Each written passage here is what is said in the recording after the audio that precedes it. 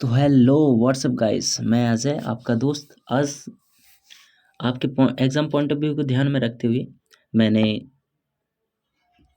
Geography की series start की है और हमारा टारगेट है कि हम 1-2 महीने में हमारे 2-4 मतलब जो सब्जेक्ट है जीएस के सारे सब्जेक्ट कंप्लीट कर लेंगे। आप मेरे साथ इसी तरह लगे रहिए और आशा है कि आप मेरी वीडियो पसंद करते होंगे। आप मेरा चैनल सब्सक्राइब करिए और चलिए आज स्टार्ट करते हैं। हमारा दूसरा चैप्टर स्टार्ट कर रहे हैं, आइलैंड, द्वीप। तो जी हमको चित्र दिया हुआ है, इसे देख लो गौर से। इसमें कुछ जो मांजुली द्वीप है वो कहाँ स्थित है, सभी देखना है। असम, मांजुली द्वीप, यहाँ पे देखते जाओ। ये दीव कौन सी जगह पे है, आलियावेट द्वीप कहाँ है। आलियावेट द्वीप हमको दिख रहा है गुजरात में है, ठीक है, सॉरी महाराष्ट्र गुजरात के क्षेत्र में आता है। दीव भी गुजरात के नीचे आता है। सालसेट द्वीप के महाराष्ट्र में आता है। लक्षद्वीप, मिनिकॉय, सभी एक बार ध्यान से देख लो क्योंकि हमें इन्हीं के बारे में आगे पढ़ना है। न्यूमोरे द्वीप पश्चिम बंगाल, गंगा सागर द्वीप, व्हीलर द्वीप उड़ीसा, कोको द्वीप उत्तरी निकोबार, श्रीहरिकोटा आंध्र प्रदेश, पम्बन द्वीप तमिलनाडु। तो आगे चलिए, आपने अगर गौर से देख लिया है तो आगे हमको आसानी होगी टॉपिक को समझने में। चलिए, अंडमान निकोबार का इमेज दिया हुआ है। इस पिक्चर में हम देखते हैं सबसे पहले हमको कोको द्वीप देखने को मिलता है। कोको द्वीप से कोको चैनल जो जुड़ा हुआ है। फिर हमको सैडल पीक देखने को मिलता है। नारकोंडम द्वीप मतलब इस पे सुषुप्त ज्वालामुखी है। इस बैरन द्वीप सक्रिय ज्वालामुखी है। हमको बहुत सारी चीज़ें जो हमारे एग्जाम पॉइंट ऑफ व्यू से बहुत इंपॉर्टेंट है, देखते चलिए। लैंडफॉल द्वीप भी है, उत्तरी अंडमान है, ठीक है, मध्य अंडमान है, दक्षिणी अंडमान है, पोर्ट ब्लेयर जिसकी राजधानी है, ठीक है, दक्षिणी अंडमान पर पोर्ट ब्लेयर स्थित है। डेक्कन पैसेज है यहाँ पे, लघु अंडमान है, 10 डिग्री चैनल भी है यहाँ पे, कार निकोबार है, लघु निकोबार है, बड़ा निकोबार है, और यहाँ पे इंदिरा पॉइंट जो हमारा सबसे दक्षिणतम बिंदु मानते हैं। मतलब अगर लेते हैं ना भारत का जो, तो 6 डिग्री 4 मिनट, ठीक है। आगे देखते हैं मांजुली नदी द्वीप। मांजुली नदी द्वीप की बात करते हैं तो ब्रह्मपुत्र नदी में स्थित यह विश्व का सबसे बड़ा नदी द्वीप है। न्यूमोरे द्वीप की बात करते हैं, यह गंगा ब्रह्मपुत्र डेल्टा प्रदेश के तट पर बंगाल की खाड़ी में स्थित है। गंगा सागर द्वीप की बात करते हैं तो यह द्वीप पश्चिम बंगाल में हुगली नदी के मुहाने पर स्थित है। व्हीलर द्वीप की बात करते हैं, यह उड़ीसा राज्य में बैतरणी नदी के मुहाने पर स्थित है। यहाँ से भारतीय मिसाइलें जो भी होती हैं उनका परीक्षण यहीं से किया जाता है, व्हीलर द्वीप से। इम्पोर्टेंट है, याद रख लेना। श्रीहरिकोटा, यह आंध्र प्रदेश के नेल्लोर जिले में स्थित है। यहीं से भारतीय अंतरिक्ष अनुसंधान संगठन द्वारा सैटेलाइट लॉन्च किया जाता है। कहाँ से? श्रीहरिकोटा से। बात करते हैं पम्बन द्वीप की, यह भारत, तमिलनाडु व श्रीलंका के मध्य स्थित है। यह आदम ब्रिज का हिस्सा है, इसी पर रामेश्वरम स्थित है। सालसेट द्वीप की बात करते हैं तो इसी द्वीप पर मुंबई स्थित है। सालसेट द्वीप पर मुंबई स्थित है। हमको नई जानकारी मिली, बहुत इंपॉर्टेंट है, याद करते चलिए। द्वीप की लैंडफॉल द्वीप, यह अंडमान निकोबार के सबसे उत्तर में स्थित है। सबसे ऊपर जो लैंडफॉल द्वीप था। उत्तरी अंडमान की बात करते हैं, उत्तरी अंडमान द्वीप समूह की सबसे ऊंची चोटी सैडल, जिसकी ऊंचाई कितनी है? 738 मीटर, इसी पर स्थित है। उत्तरी अंडमान में सैडल पीक स्थित है। मध्य अंडमान की बात करते हैं, यह अंडमान द्वीप का सबसे बड़ा द्वीप है। दक्षिणी अंडमान, इस द्वीप पर अंडमान एवं निकोबार की राजधानी पोर्ट ब्लेयर स्थित है। दक्षिणी अंडमान, इस द्वीप पर अंडमान एवं निकोबार की राजधानी पोर्ट ब्लेयर स्थित है। इंपॉर्टेंट है, इसको याद कर लेना। ग्रेट निकोबार की बात करते हैं तो यह भारत का दक्षिणतम द्वीप है। इसी पर भारत का दक्षिणतम पॉइंट है जो इंदिरा पॉइंट स्थित है। नोट एक है कि 9 डिग्री चैनल उत्तरी अक्षांश मिनिकॉय द्वीप को मुख्य लक्षद्वीप से अलग करता है। इंपॉर्टेंट है, 9 डिग्री चैनल उत्तरी अक्षांश मिनिकॉय द्वीप को मुख्य लक्षद्वीप से अलग करता है। आगे देखते हैं। 10 डिग्री चैनल लघु अंडमान को कार निकोबार से अलग करता है। कौन सा? 10 डिग्री चैनल लघु अंडमान को कार निकोबार से अलग करता है। दक्कन दर्रा की बात करते हैं। दक्कन दर्रा दक्षिणी अंडमान को लघु अंडमान से अलग करता है। दक्कन दर्रा डंकन पास बोलते हैं इसको, डंकन दर्रा दक्षिणी अंडमान को लघु अंडमान से अलग करता है। ठीक है, आगे देखते हैं क्या है। अब तीसरा लेसन के साथ हम आगे बढ़ते हैं। भारत की भूगर्भिक संरचना, इंडिया जियोलॉजिक स्ट्रक्चर। आगे पढ़ते हैं पार्ट 1 या एरा, युगों की बात करते हैं। इसमें हमारे बहुत प्राचीनतम भूगोल की बात कर रहे हैं। हम देखते हैं इसमें काल और विशेषताएं क्या क्या थी। बात करते हैं एजोइक युग की। एजोइक युग की बात करते हैं तो इसमें आर्कियन और प्रीकैम्बियन। आर्कियन की बात करते हो, आर्कियन क्रम की चट्टानों का निर्माण इसमें हुआ, और प्रीकैम्बियन धारवाड़ कुडप्पा व विंध्य क्रम की चट्टानों का निर्माण इसमें हुआ था। पैलियोजोइक युग था, ये प्रथम युग माना जाता है, प्राइमरी।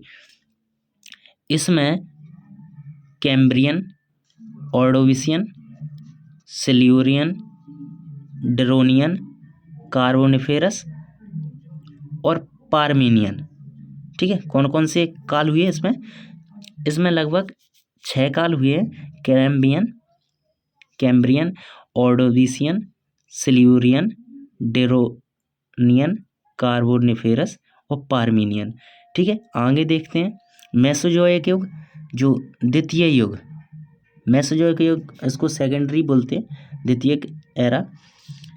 इसमें बात आती है 3 की, जिसमें गोंडवाना क्रम की चट्टानों का निर्माण हुआ था। किन में? कार्बोनिफेरस, पार्मियन, ट्रियासिक, जुरेसिक और क्रेटेशियस। कौन कौन से आते हैं?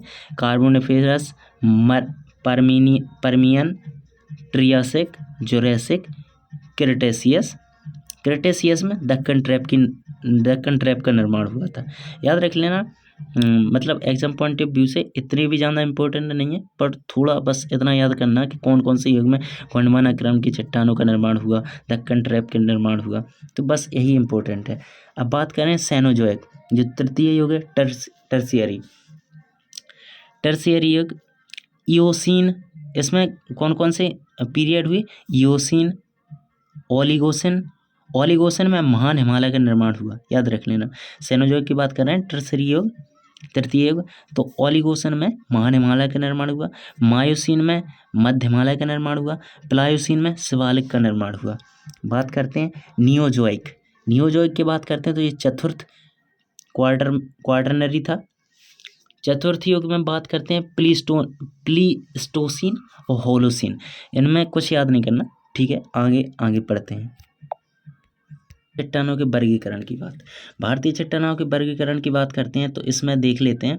पहले हम आर्कियन चट्टानें देखते हैं, दूसरे नंबर पर धारवाड़ क्रम की चट्टानों को देखते हैं, तीसरे नंबर पर कुडप्पा क्रम की चट्टानों को देखते हैं, चौथा विंध्यन क्रम की चट्टानों को देखते हैं, पांचवा गोंडवाना क्रम की चट्टानों को देखते हैं, छठवां दक्कन ट्रैप को देखते हैं और सातवां टर्शियरी क्रम की चट्टानों को देखते हैं। ठीक है, आगे देखते हैं तो उन को हम देख सकते हैं। दक्कन ट्रैप को देखो, यह हमारे जो महाराष्ट्र एरिया है, मध्य प्रदेश एरिया है, गुजरात एरिया है, इसमें फैला हुआ है। धारवाड़ क्रम की चट्टानों की बात करते हैं तो ये हमारा राजस्थान एरिया को लिए, राजस्थान उत्तर प्रदेश के एरिया को लिए हुए है। बात करते हैं ये महाराष्ट्र और कर्नाटक का एरिया लिए हुए धारवाड़ क्रम की चट्टान है। विंध्यन क्रम की चट्टानों की बात करते हैं तो ये हमारा उत्तर प्रदेश, मध्य प्रदेश, बिहार, झारखंड वाला एरिया लिए हुए हैं, और ये आंध्र प्रदेश का एरिया भी लिए हुए हैं। गोंडवाना क्रम की चट्टानों की बात करते हैं तो ये हमारा बिहार, झारखंड वाला एरिया, छत्तीसगढ़ और उड़ीसा वाला एरिया और आंध्र प्रदेश वाला एरिया लिए हुए हैं। कुडप्पा क्रम की चट्टानों की बात करते हैं, राजस्थान और आंध्र प्रदेश का एरिया लिए हुए हैं। ठीक है, आगे देखते हैं। समाप्त हो गया तीसरा चैप्टर, स्टार्ट करते हैं लेसन 3, भारत की भूगर्भिक संरचना, India geologic structure, part 2 start करती हैं। चलिए। की चट्टान है। आर्कियम किरण की चट्टानों की बात करते हैं तो पृथ्वी के ठंडे होने के बाद सबसे पहले इन्हीं चट्टानों का निर्माण हुआ। रूपांतरण के कारण फलस्वरूप अपना मौलिक रूप ये खो चुकी हैं, जीवाश्म इसमें नहीं पाए जाते हैं। बात करते हैं धारवाड़ क्रम की चट्टानों की तो आर्कियन क्रम के चट्टानों के अपरदन व निक्षेपण द्वारा इनका निर्माण हुआ। जीवाश्म का अभाव इनमें पाया जाता है। अरावली पर्वत का निर्माण इन्हीं चट्टानों से हुआ। इसका नाम कर्नाटक के धारवाड़ जिले के फलस्वरूप रखा गया है, क्योंकि ये उसी एरिया में पाई जाती हैं। आर्थिक दृष्टि से सबसे महत्वपूर्ण इनमें क्या क्या पाया जाता है? लोहा, सोना और मैग्नीज। आगे पढ़ते हैं चट्टानों की तो कुडप्पा क्रम की चट्टानें धारवाड़ क्रम की चट्टानों के अपरदन व निक्षेपण द्वारा इनका निर्माण हुआ। आंध्र प्रदेश के कुडप्पा जिले के नाम पर इनका नामकरण हुआ और जीवाश्म का इनमें अभाव पाया जाता है। इनका विस्तार आंध्र प्रदेश व राजस्थान में है। बात करते हैं चूना पत्थर, संगमरमर, एवेस्टस आदि इनसे प्राप्त होता है। आगे चलते हैं, आगे बात करते हैं विंध्यन क्रम की चट्टान है। इसकी विंध्यन क्रम की चट्टान है तो विंध्यांचल के नाम पर इनका नाम पड़ा, विंध्यन क्रम की चट्टान है। छिछले सागर एवं नदी घाटियों में जल निक्षेपों के द्वारा इनका निर्माण हुआ। मध्य प्रदेश के पन्ना व आंध्र प्रदेश का गोलकुंडा इसी संरचना के अंतर्गत है, जहाँ से हीरे प्राप्त होते हैं। इन चट्टानों में चूना पत्थर, चीनी मिट्टी, बलुआ पत्थर, डोलोमाइट आदि पाए जाते हैं। सांची का स्तूप, लाल किला, जामा मस्जिद यहाँ से प्राप्त पत्थरों से ही निर्मित है या बने हुए हैं।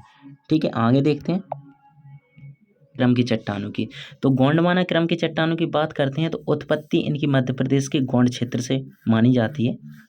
ठीक है, इन्हीं क्रम के चट्टानों का निर्माण कार्बोनिफेरस जोरासिक युग के बीच में हुआ था। ठीक है, आप नोट करते चाहिए, आपको समझ में आते जाएंगे। तो इस क्रम की चट्टानों का निर्माण कार्बोनिफेरस जोरासिक युग के बीच में हुआ। कार्बोनिफेरस काल में प्रायद्वीपीय भारत में कई दरारों का निर्माण के फलस्वरूप बीच की भूमि धंस गई तथा वनस्पतियों के दबने से कालांतर में कोयले का निर्माण हुआ। भारत का 98% कोयला इन्हीं संरचना में दामोदर, सोन, महानदी व गोदावरी नदियों की घाटियों में पाया जाता है। आगे देखते हैं ट्रैप की तो क्रिटेशियन काल में, कौन सा? क्रिटेशियन काल में ज्वालामुखी क्रिया के फलस्वरूप लावा के उद्गार से इसका निर्माण हुआ। यह संरचना बेसाल्ट चट्टानों से निर्मित है। यह संरचना किससे? बेसाल्ट चट्टानों से निर्मित है। इस चट्टान के विखंडन के फलस्वरूप काली मिट्टी का निर्माण हुआ। इन्हीं चट्टान के विखंडन के फलस्वरूप काली मिट्टी का निर्माण हुआ है।